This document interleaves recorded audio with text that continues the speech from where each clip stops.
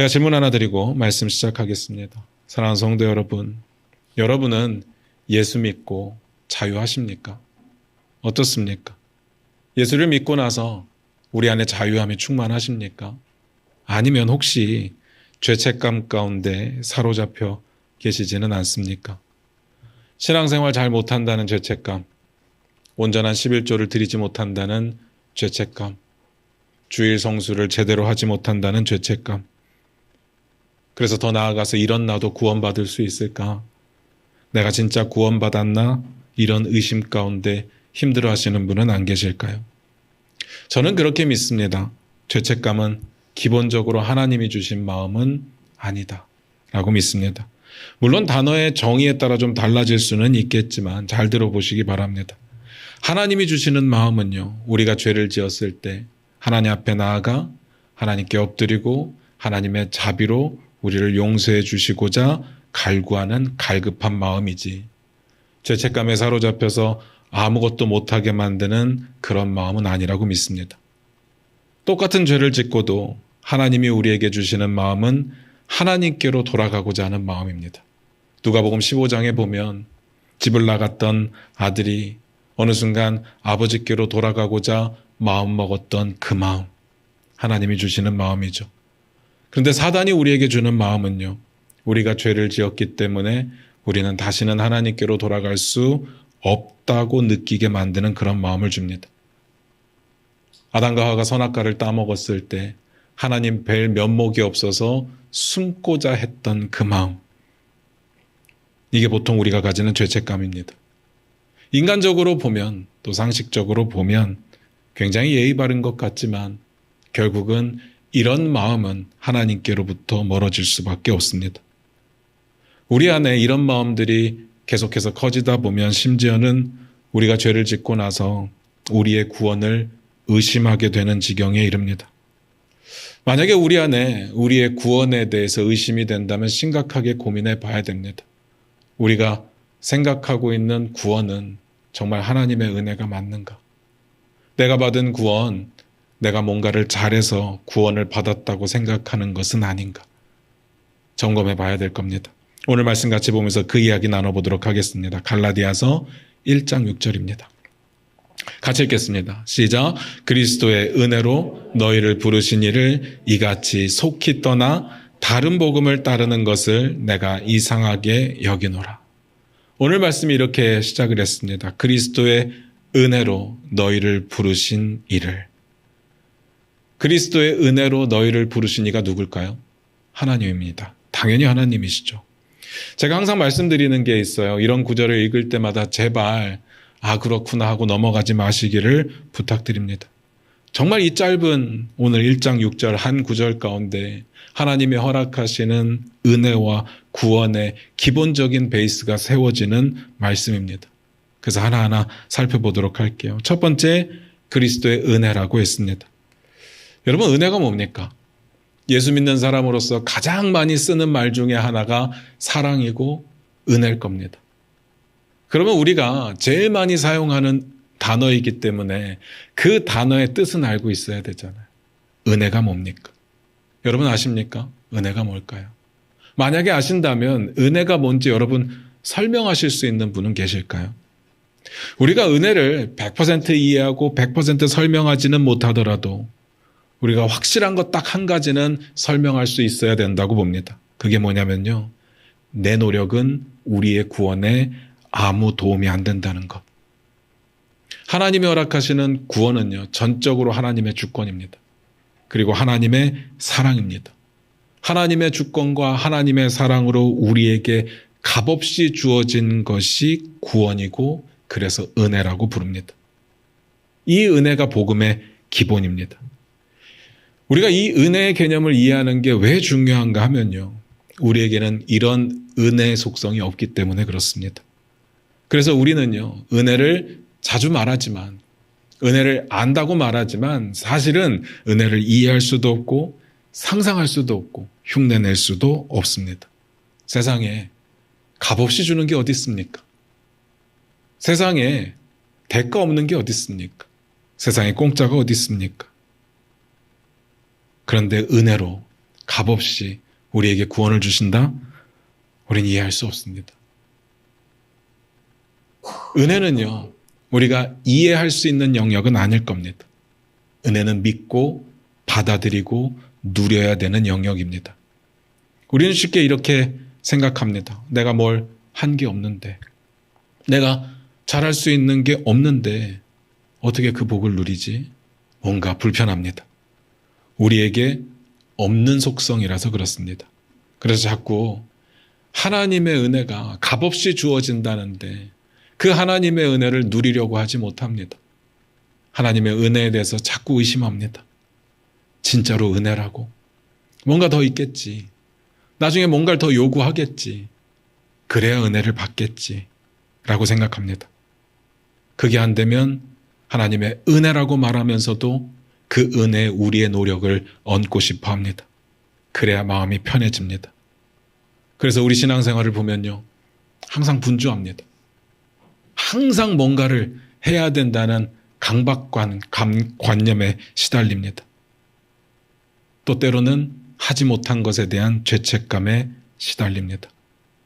이유는 간단합니다. 우리에게 은혜의 속성이 없어서, 이해할 수가 없어서 그렇습니다. 쉽지 않죠. 이 부분은 뒤에서 더 다루도록 하겠습니다. 두 번째, 너희를 부르시니 라고 했습니다. 너희를 부르신 이가 누구라고요? 하나님. 하나님께서 우리를 부르셨습니다. 이거 너무 중요한 이야기입니다. 우리가 하나님을 부른 게 아니라 하나님이 우리를 부르셨습니다. 제가 가끔씩 일반적인 종교와 기독교의 차이에 대해서 설명을 드릴 때가 있습니다. 다른 종교의 특징은 한마디로 말씀드리면 내가 신을 먼저 찾는 겁니다. 내가 신을 정하는 겁니다. 그게 종교심 때문이든지 아니면 필요한 게 있어서이기 때문이든지 하여간에 내가 믿을 대상을 정하고 그리고 그 대상에게 내가 정성을 쏟습니다. 그러면 그들이 말하는 신이 감동을 받겠죠. 그러면 그 받은 감동만큼 그들의 정성이든지 그들의 물질이든지 하여간에 받은 만큼 그들의 신이 반응을 보여주는 방식입니다. 그들의 상태를 한 단계 높여주거나 아니면 지친 마음들을 평안케 하거나 아니면 그들이 원하는 것을 들어주거나 이게 이제 일반적인 종교예요. 진짜로 그렇다는 이야기가 아니라 그들이 그렇게 믿고 종교 생활을 한다는 겁니다. 근데 기독교는요, 항상 성경에 하나님께서 먼저 부르셨다고 이야기를 합니다. 하나님께서 먼저 우리에게 손을 내미셨습니다. 하나님께서 먼저 우리에게 구원의 길을 열어주셨습니다. 그리고 우리는 그 부르심에 응답해야 됩니다. 그 손을 붙잡아야 됩니다. 그 길을 가야 됩니다. 그걸 뭐라고 하는가 하면 믿음이라고 이야기를 합니다. 여기에 어떤 우리의 노력도 없습니다. 오로지 하나님의 은혜. 그리고 오로지 하나님의 은혜에 반응하는 우리의 믿음. 그러면 충분합니다. 그게 구원이고 그게 복음이죠. 제가 정리를 좀 해드릴게요. 복음이 뭘까? 항상 제가 복음이 뭡니까? 라고 물어보면 돌아오는 대답은 굿뉴스라는 대답이 돌아옵니다. 그건 설명이 아니라 번역이라고 늘 말씀을 드리는데 그냥 굿뉴스라고 이야기를 합니다. 좋은 소식, 기쁜 소식이죠. 복음이 뭘까요? 우리는 복음을 믿는 사람들이고 복음으로 살아가는 사람들인데 복음을 모릅니다. 복음이 뭐냐? 복음을 설명하기 전에 복음의 가장 핵심 사건은 뭔가 하면 예수 그리스도의 십자가의 죽음과 부활입니다. 이 사실이 왜 핵심이 되는가 하면요. 복음이라고 하는 거, 기쁜 소식이라고 하는 거, 그게 뭔가 하면 하나님께서 자격 없는 우리에게 왕이 되어주셨다라는 이야기입니다. 그래서 기쁜 소식이에요. 자격 없는 우리의 아버지가 되어주셨습니다. 그게 기쁜 소식이에요. 자격이 없는데 우리의 주인이 되어주셨습니다. 그게 기쁜 소식입니다. 우리가 뭘 잘해서가 아닙니다. 하나님께서 먼저 우리를 부르시고 구원의 길을 먼저 열어주시고 그리고 우리를 구원하려고 하십니다. 어떤 방식을 통해서요? 예수 그리스도의 십자가 죽음과 부활을 통해서. 그래서 그게 핵심이 되는 겁니다. 그래서 복음하면 떠오르는 사건이 예수님의 십자가 죽음인 겁니다. 그것이 우리에게는 기쁜 소식이죠. 그런데 그 기쁜 소식을 모든 사람이 다 누릴 수 있는 건 아닙니다. 누가 누립니까? 믿음으로 받아들이는 사람들. 근데 그 믿음은요, 우리가 행위로 우리의 의로, 우리의 노력으로 얻어내는 게 아닙니다. 하나님의 은혜로 주어지고 우리는 믿음으로 누리는 거죠. 여기까지 이해가 되실 겁니다. 세 번째 계속해서 봅니다. 다시 읽겠습니다. 갈라디아서 1장 6절입니다. 같이 읽겠습니다. 시작. 그리스도의 은혜로 너희를 부르신 이를 이같이 속히 떠나 다른 복음을 따르는 것을 내가 이상하게 여기노라. 방금 읽었던 구절 끝부분에 이렇게 기록되어 있습니다. 내가 이상하게 여기노라. 이게 세 번째입니다. 사도 바울이요, 갈라디아 교회를 향해서 하는 이야기입니다. 내가 너희를 보니까 이상하다. 쉽게 우리식으로 표현하면 내가 너희를 보니까 정말 이해할 수가 없다. 납득이 안 간다. 그 뜻입니다. 이유가 뭔가 하면요, 이렇게 기록되어 있어요. 하나님께서 그리스도의 은혜로 너희를 부르셨는데 이게 복음이라고 말씀드렸잖아요. 그런데 너희가 그런 하나님을 이같이 속히 떠나서 다른 복음을 따르는 것을 이해할 수가 없다는 겁니다. 어떻게 그럴 수 있지? 은혜인데, 이게 복음인데 어떻게 다른 복음을 따를 수 있지? 그 뜻입니다. 이 부분을 이해하기 위해서 제가 지금부터 갈라디아 교회가 어떤 상황이었는지를 좀 소개해 드리려고 합니다. 사도 바울이 1차 전도 여행을 떠나면서 복음을 전하는데 1차 전도 여행 중에 핍박을 많이 받습니다. 사도 바울과 바나바가 비시디아 안디옥에 가서 복음을 전합니다. 그때 전했던 사도 바울의 복음의 핵심 메시지를 한번 읽어보도록 하겠습니다. 사도행전 13장 39절인데 우리 화면 보시면서 같이 읽겠습니다. 같이 읽겠습니다. 시작. 또 모세의 율법으로 너희가 의롭다 하심을 얻지 못하던 모든 일에도 이 사람을 힘입어 믿는 자마다 의롭다 하심을 얻는 이것이라. 말이 좀 어렵기는 한데요. 잘 보면 한마디로는 율법으로는 의롭다 하심을 얻을 수가 없다. 저희가 앞에서 말씀드렸던 행위로 우리의 노력으로는 구원받을 수 없다라는 부분이고요. 그리고 어떻게 구원을 얻느냐? 예수 그리스도를 힘입어 그리스도의 은혜로 하나님의 부르신 그 뜻을 따라 구원을 얻는다라는 이야기입니다. 이게 복음이죠. 제가 앞에서 말씀드렸던 내용과 일치합니다. 이 내용을 들었던 그 지역의 많은 사람들이 예수님을 믿기 시작합니다. 그런데 항상 믿는 사람들만 있는 것이 아니라 그렇게 복음을 전하는 바울과 바나바를 싫어하는 사람들도 있었습니다. 왜 싫어했느냐? 이유는 간단합니다. 모세의 율법으로 안 된다고 하니까요. 그들은 지금까지 모세의 율법이 전부라고 생각하고 살았는데 그들에게 있어서 가장 중요한 게 율법이었는데 그걸로는 구원을 얻을 수 없다고 이야기하니까 싫어합니다. 그래서 어떻게 하느냐? 사도 바울과 바나바를 쫓아냅니다. 박해합니다. 그래서 사도 바울이요, 이고니온으로 갑니다. 거기서도 복음을 전합니다. 거기서도 많은 사람들이 믿습니다. 그런데 거기서도 싫어하는 유대인들이 있었습니다. 이유는 똑같습니다. 이번에는 박해하는 정도로 끝나지 않고 돌로 치려고 했습니다. 그래서 루스드라로 가고 거기서 복음을 전하고 더베로 가서 복음을 거기서도 전합니다. 또 거기서도 많은 사람들이 믿습니다. 이렇게 목숨을 걸고 복음을 전했습니다. 박해를 피해 다니며 복음을 전했습니다. 그 와중에 생겨난 성도들이 있었고 그 성도들로 세워진 교회가 갈라디아 교회입니다.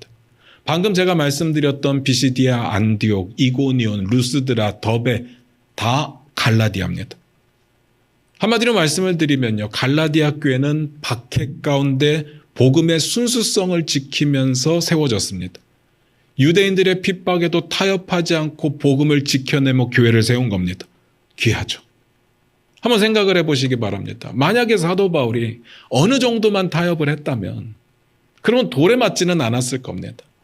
근데 타협하지 않죠. 돌에 맞더라도 복음을 전합니다. 그런데 그게 끝이 아니었습니다. 2차 전도여행을 떠나는데 이번에는 그 갈라디아 지역을 거꾸로 역순으로 돌아가면서 복음을 전합니다. 그러면서 그들에게 믿음에 대해서, 복음에 대해서 다시 전하면서 이렇게 말합니다. 이 믿음에 머물라 라고 권면을 합니다. 이 갈라디아 교회는요, 이렇게 세워졌습니다. 복음의 순수성을 지키기 위해서 그렇게 세워졌습니다. 그런데 사도 바울에게 최근에 들렸던 이야기가 뭔가 하면 그들이 하나님을 떠나서 다른 복음을 따르기 시작했다는 겁니다. 그래서 기가 막힌 거죠. 아니 도대체 다른 복음이 뭐길래? 다시 한번 볼까요? 갈라디아서 1장 6절을 같이 읽겠습니다. 같이 읽겠습니다. 시작. 그리스도의 은혜로 너희를 부르신 이를 이같이 속히 떠나 다른 복음을 따르는 것을 내가 이상하게 여기노라. 잘 보세요. 다른 복음이 뭔지는 아직 나오지는 않았는데 딱 확실한 거 하나, 방금 읽었던 구절에서 알 수 있는 사실 하나만 말씀을 드리면요. 그리스도의 은혜로 너희를 부르신 이, 다시 말해서 하나님을 떠나야 따를 수 있는 복음이 다른 복음입니다. 진짜 중요한 이야기입니다. 함께 믿을 수는 없어요. 함께 따를 수는 없습니다. 우리가 믿는 복음이 그렇게 변할 수도 없습니다. 하나님을 떠나야 따를 수 있는 복음이 다른 복음입니다. 자, 결론부터 말씀을 드릴게요. 그들이 뭘 따랐을까요? 그들이 따르는 다른 복음이라고 하는 게 뭘까? 오늘 말고 나중에 다시 한번 설명할 기회가 있겠지만 결국은 율법입니다. 율법을 잘 지키는 거. 특히나 할례를 받아야 된다고 가르치는 거. 그걸 강조했었습니다. 결국은 이게 무슨 이야기인가 하면 구원은 은혜로 받는 건데, 믿음으로 받는 건데, 그들은요 할례를 받아야 구원을 받는다는 사실을 가르쳤고 그 전혀 다른 복음으로 이 갈라디아 사람들이 움직이기 시작했다는 겁니다. 사도 바울이 전한 복음과 완전히 다른 복음이기 때문에 다른 복음이라고 하는 겁니다. 여기까지가 이제 갈라디아 교회 상황이었어요. 이 상황이 사도 바울 입장에서는 이해가 안 되는 겁니다. 아니 진짜 복음이 있는데, 하나님의 은혜가 있는데 왜 자꾸 다른 복음으로 갈까? 이해가 안 가는 겁니다. 그래서 편지를 썼습니다. 제가 이쯤에서 이제 세 가지 중요한 걸 하나 짚고 넘어가고자 합니다. 첫 번째, 다른 복음이라고 해서 그것도 복음이라는 뜻은 아닙니다. 제가 사도 바울의 이야기를 정리를 해서 설명을 드리면요, 진짜 복음은 수정될 수 없습니다. 진짜 복음에 더하거나 진짜 복음에서 빼거나 할 수 없습니다. 진짜 복음에서 뭔가를 더하거나 뭔가를 빼면 그 순간 그건 다른 복음입니다. 우리가 아무리 좋은 의도를 가졌던, 아무리 좋은 것을 더했던 안 됩니다. 이렇게 한번 생각을 해볼게요. 그들이 좋다고 주장하는 거, 꼭 받아야 된다고 주장하는 게 할례잖아요. 할례가 이스라엘 역사에서 좋은 역할을 했습니다.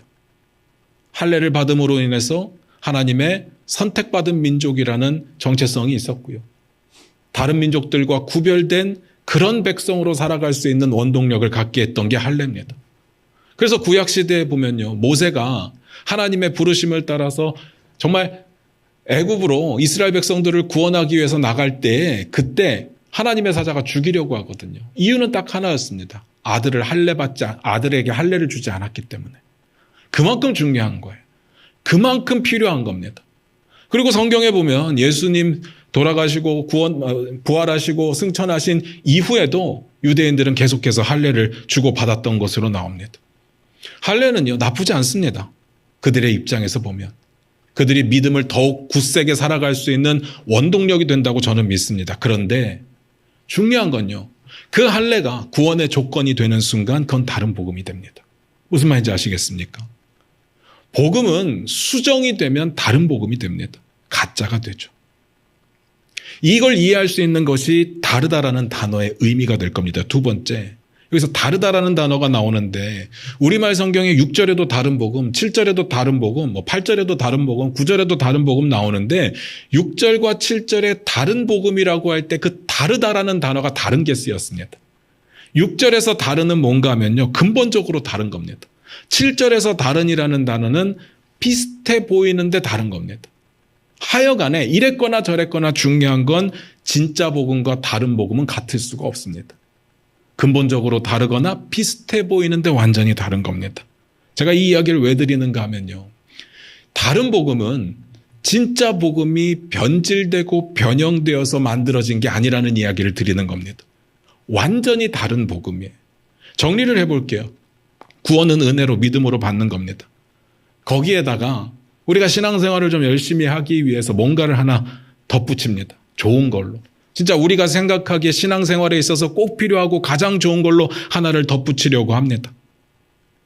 그런데 그걸 더하는 순간 그 복음은 다른 복음이 됩니다. 더 이상 복음이 아닙니다. 우리가 신앙생활에 도움이 되는 거, 율법적인 것들, 상식적인 것들, 도덕적인 것들, 그리고 전통적인 것들, 이런 것들을 생각하고 신앙생활하는 게 도움된다는 사실은 누구나 다 압니다. 다 좋은 겁니다. 그런데 이걸 복음에 집어넣는 순간 그 복음은 가짜 복음이 됩니다. 행여라도 구원의 문제에 있어서 믿음 이외에 다른 것이 필요하다라고 주장하는 사람들이 있다면 가짜입니다. 조심하셔야 됩니다. 그런 목사들, 그런 교회들이 의외로 많습니다. 근데 우리는 아닌가요? 우리는 어떨 것 같습니까? 한번 이 부분을 고민해 보셨으면 좋겠어요. 상상을 해보시기 바랍니다. 극악무도한 범죄자가 하나 있다고 상상을 해보시길 바라요. 연쇄살인을 저지르고 연쇄적으로 부녀자들을 성폭행하고 심지어는 강금, 폭행, 납치 등등의 정말 입에 담을 수 없는 심각한 범죄를 저지른 사람이 있다고 가정을 해봅시다. 이 사람도 예수 믿으면 구원받습니까? 받죠. 그런데 기분이 나빠요. 찝찝하잖아요. 이 사람만큼은 너무 큰 범죄자이기 때문에 자기의 믿음이 진짜라는 걸 뭔가 증명해 보여야 될 것 같지 않습니까? 그 정도의 증명이 있어야 믿음을 인정해주고 우리 교회 성도로 받아들여 줄 수 있지 않겠습니까? 우리는 한 번도 그런 과정을 거친 적이 없는데, 아니 최소한 지금은 안 될 것 같잖아요. 어느 정도의 시간만큼은 반성을 하고 최소한 법적인 형량 정도는 다 채운 이후에 그가 믿는다고 하는 걸 믿어줄 수 있지. 어떻게 바로 예수 믿는다고 구원받을 수 있다고 이야기를 할 수 있겠습니까? 우리 대부분 그런 생각이 있다고요. 불편합니다. 그렇게 구원받는 건 아니라고 생각을 해요. 한번 생각해 보세요. 많은 사람들 앞에, 그리고 그 피해자들 앞에서 그 범죄자도 예수 믿었기 때문에 구원받았습니다라고 쉽게 말할 수 있을까요? 사람들이 돌 던질 텐데요. 피해자들의 가슴은 찢어질 텐데요. 정말 그 사람 예수 믿고 구원받았다고 이야기할 수 있을까요? 자신 없습니다. 자신 없죠. 그러고 보면요, 우리는 하나님의 은혜와 우리의 믿음으로 구원받는다는 그 복음을 믿고 있는 것이 아니라 그 외에 뭔가가 좀 추가된 사회적인 인식이나 상식적인 부분이나 도덕적인 부분이나 이런 것들이 추가된 다른 복음을 믿고 있는지도 모르겠습니다. 심각하죠. 세 번째, 다른 복음이 있다고 해서 진짜 복음이 변질된 것은 아닙니다. 제가 이 이야기는 꼭 드리고 싶어요. 복음은 오염되지 않습니다. 복음에 덧붙여지면 복음이 오염돼서 못 쓰게 되는 게 아니라 전혀 다른 복음이 생겨나는 겁니다. 사도 바울이 말하잖아요. 그리스도의 은혜로 너희를 부르신 이를 떠나야 따를 수 있는 게 다른 복음입니다. 그리스도의 은혜로 너희를 부르신 이를 믿다가 잘못 판단해서 그렇게 다른 복음으로 흘러간 게 아닙니다. 하나님을 떠나야 따를 수 있습니다. 내가 믿는 복음이 변질된 게 아닙니다. 아예 다른 복음을 따르는 거예요. 앞에서도 말씀드렸습니다. 다른 복음은 복음과 다르기 때문에 다른 복음인 겁니다. 우리가 아무리 어떤 더러운 것을 추가해서 복음을 더럽히려고 해도 복음은 더러워지지 않습니다. 오염되지 않습니다. 변질되지 않습니다. 그렇게 했을 때 진짜 복음과 다른 복음이 하나 또 만들어지는 거죠. 다른 복음의 이야기가 그 다음 구절에 나옵니다. 7절 같이 읽어볼게요. 같이 읽겠습니다. 시작. 다른 복음은 없나니 다만 어떤 사람들이 너희를 교란하여 그리스도의 복음을 변하게 하려 함이라. 사도 바울이 두 가지를 이야기하는데요. 첫 번째, 다른 복음은 없다라고 이야기를 합니다. 아니, 방금 전까지 다른 복음을 따랐다고 했는데 여기 와서는 다른 복음이 없다라고 말을 합니다. 앞뒤가 안 맞는 것 같죠. 그래서 문제인 겁니다. 없는데 따르기 때문에 문제인 거예요. 우상도 이방신도 없는데 그들이 믿고 있기 때문에, 세상에 하나님은 유일하신데 그들은 없는 신에게 엎드려 절하고 빌고 하니까 문제가 되는 거죠. 그리고 이 말이 안 되는 게 아니라 원어상으로 보면 이런 뜻입니다. 복음은 결코 다른 복음이 될 수 없다라는 뜻입니다. 제가 앞에서 계속 강조했던 내용입니다. 다른 복음은 원래 복음과 다른 거고, 다른 복음이 생겨났다고 해서 원래 복음이 오염돼서 못 쓰게 되는 게 아닙니다. 여러분, 복음은 걱정 안 하셔도 됩니다. 많은 사람들이 교회가 타락하고 크리스찬들의 모습이 예전 같지 않다고 걱정하면서 하나님 나라를 걱정해 주는데, 하나님 나라는 걱정할 필요가 없습니다. 하나님 나라는 실패하지 않습니다. 하나님의 영광은요, 우리 때문에 다운그레이드 되지 않습니다. 하나님의 거룩함은 우리 때문에 그 거룩함이 훼손되지 않습니다. 하나님의 나라는 우리 때문에 망하지 않습니다. 하나님의 역사는 우리 때문에 실패하지 않습니다. 이미 이기셨거든요. 절대로 복음은 오염될 수가 없습니다. 중요한 건 우리가 믿는 복음이 진짜냐 가짜냐지 하나님의 복음은 변하지 않습니다. 그러면서 두 번째 뒤에 이렇게 말을 합니다. 어떤 사람들이 너희를 교란하여 그리스도의 복음을 변하게 하려 한다. 아니 복음 안 변한다고 제가 방금 말씀드렸거든요. 근데 뒤에서 변하게 하려 한다라고 이야기를 합니다. 이것도 원어상의 의미가 완전히 다릅니다. 원어상으로 보면 이게 무슨 뜻인가 하면 복음을 뒤집어 엎으려고 한다. 다시 말씀을 드리면 하나님의 은혜로 우리의 믿음으로 구원받는다고 하는 이 복음을 다 뒤집어 엎고 말도 안 되는 가짜 복음을 믿게 만든다는 이야기입니다. 그러니까요. 다른 복음은 없습니다. 다른 복음은 복음이 아닙니다. 제가 이걸 왜 이렇게 강조하는지 아십니까? 이 부분이 중요해요. 다른 복음을 받아들여서는 천국에 갈 수 없기 때문에 그래요. 우리 속으로 그렇게 생각할 겁니다. 다 비슷비슷하지 않습니까? 조금 변한 건데, 조금 달라진 건데, 뭐 어떻습니까? 천국 가겠죠. 제가 제일 많이 듣는 질문 중에 하나가 그겁니다. 이단에 빠진 사람들도 예수 그리스도 믿으면 천국 가는 거 아닙니까? 그런데요, 예수 그리스도를 믿는 믿음만으로 천국 간다라는 사실만 있다면 천국을 가겠지만 이단은 그렇지 않습니다. 거기에 뭔가가 더해지고 거기에 뭔가가 빠지고 그래서 이단인 거거든요. 그들이 믿는 예수 그리스도가 성경에 나와 있는 예수 그리스도가 아닙니다. 다른 복음을 믿어서는 천국에 갈 수가 없다는 이야기입니다. 오직 예수 그리스도를 믿는 믿음으로 하나님의 은혜로 천국을 갑니다. 그래서 결론이 이렇게 나옵니다. 갈라디아서 1장 8절 9절입니다. 같이 읽겠습니다. 시작. 그러나 우리나 혹은 하늘로부터 온 천사라도 우리가 너희에게 전한 복음 외에 다른 복음을 전하면 저주를 받을지어다. 우리가 전에 말하였거니와 내가 지금 다시 말하노니 만일 누구든지 너희가 받은 것 외에 다른 복음을 전하면 저주를 받을지어다. 8절 9절 똑같이 하는 이야기가 다른 복음 전하면 저주를 받는다는 건데 내용이 재밌습니다. 우리라고 할지라도 하늘에서 온 천사라고 할지라도 처음 전했던 그 진짜 복음 외에 다른 것을 전하면 저주를 받을 거다.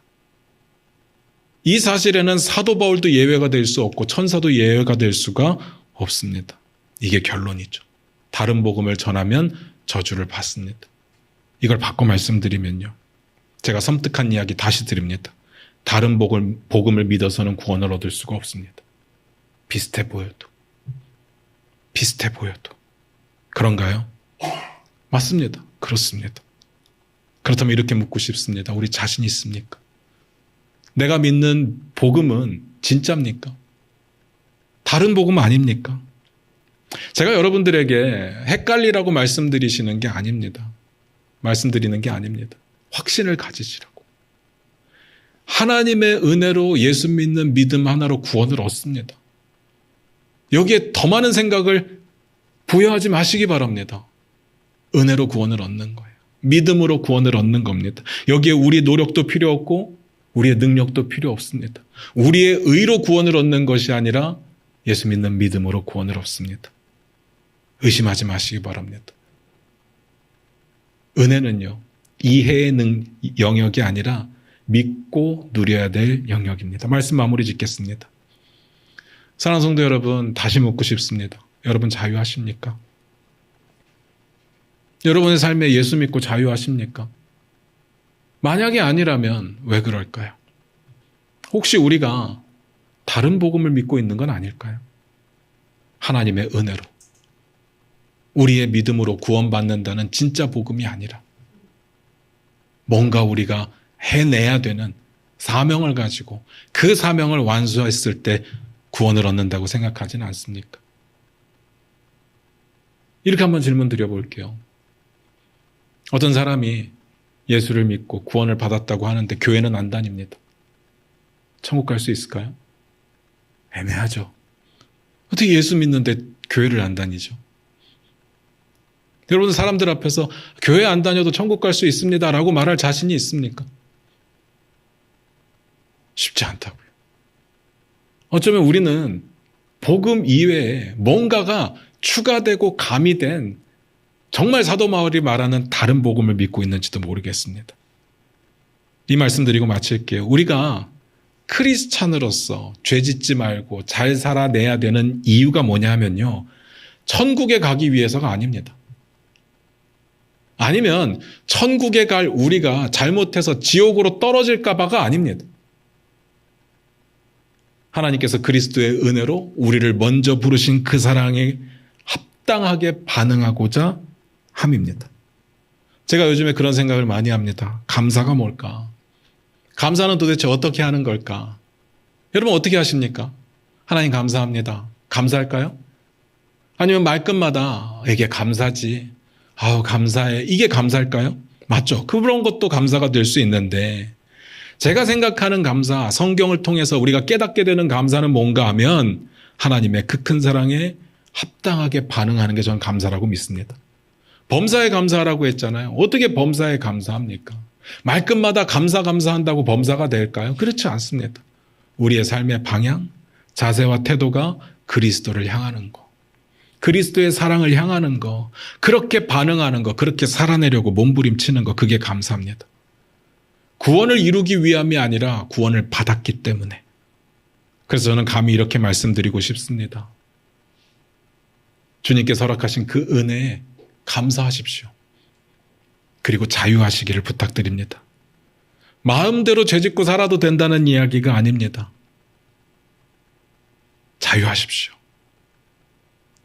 그리고 기쁨으로 하나님의 말씀을 살아내기를 원합니다. 우리가 완전하게 이룰 수 있다는 뜻도 아닙니다. 우리가 완전하게 하나님이 원하시는 삶을 살 수 있다면 예수님께서 굳이 죽으실 필요도 없으셨겠죠. 우린 그럴 수는 없어요.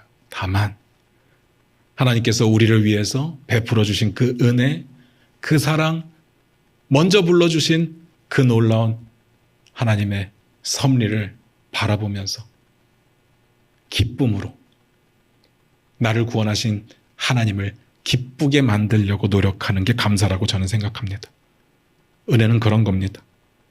사랑하는 성도 여러분, 제발 부탁드리는 거, 죄책감에서 자유해지시기를 부탁드립니다.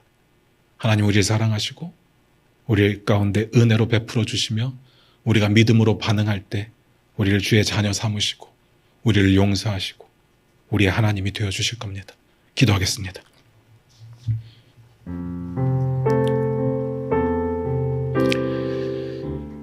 우리 반주 들으시면서 잠깐 한번 고민해 보기를 원합니다. 내 삶은 어떻습니까? 자유하십니까? 혹시 죄책감 가운데 힘들어 하시는 분은 안 계실까요? 늘 뭔가를 해야 된다는 강박감, 또 하지 못한 것에 대한 죄책감, 그것이 마치 우리를 억누르고 하나님 앞에서 숨고자 하는 그런 우리의 모습은 아닙니까? 하나님 우리를 사랑하시고 우리에게 은혜를 베푸시며 우리를 부르시는데 그 하나님을 떠나서 다른 복음 가운데 빠져 있지는 않느냐라는 질문입니다. 다른 복음은 없습니다. 복음은 결코 다른 복음이 될 수 없습니다. 우리 이 시간 같이 기도하기를 원합니다. 주님, 주님의 은혜면 충분합니다. 우리의 믿음이면 충분합니다.